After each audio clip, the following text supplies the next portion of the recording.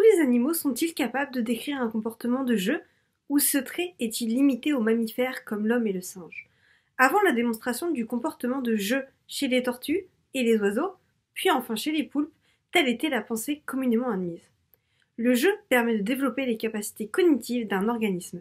Afin de comprendre le contexte facilitant le comportement ludique et son évolution ultérieure, il est nécessaire de l'étudier dans différents phylums. Ainsi, si le jeu n'est pas limité qu'aux vertébrés et à l'évolution de leur système cognitif, alors à quel point ça change nos théories? Pour cette recherche sur l'origine du jeu et le comportement ludique des céphalopodes, nous avons travaillé sur Octopus vulgaris, un invertébré souvent étudié en neurophysiologie. Ainsi, parmi les 3 types de jeux reconnus par les biologistes, seule la lecture d'objets a été retenue. Le caractère solitaire et cannibale opportuniste de la pieuvre ne sont en effet pas adaptés aux autres types de jeux. En éthologie, il est d'ailleurs très difficile de définir le jeu.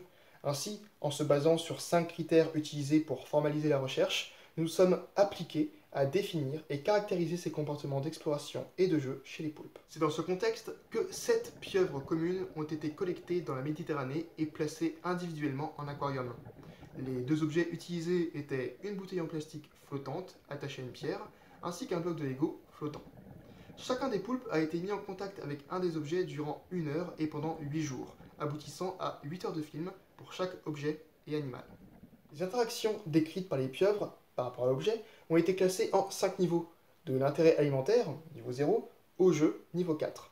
C'est à partir du niveau 2 que les poulpes ont commencé à manipuler l'objet, aboutissant à 3 modes d'exploration. L'action de pousser et de ramener l'objet, de le remorquer, et enfin de le passer de bras en bras. Ainsi, c'était le nombre d'actions répétées et le temps d'interaction qui définissaient ces niveaux.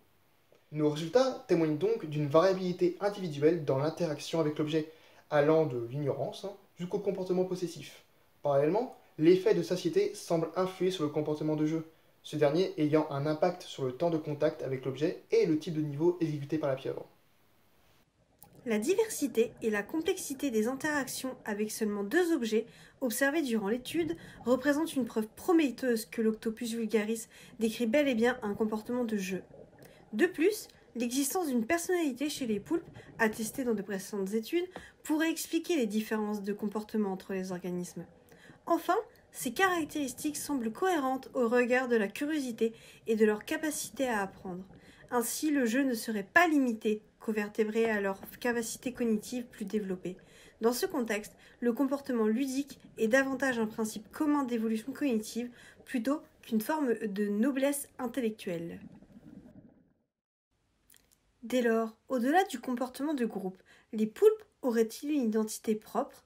Cette perspective constitue un sujet prometteur pour de prochaines études sur ces invertébrés fascinants de par leur intelligence et de par leur incroyable capacité d'adaptation à leur milieu.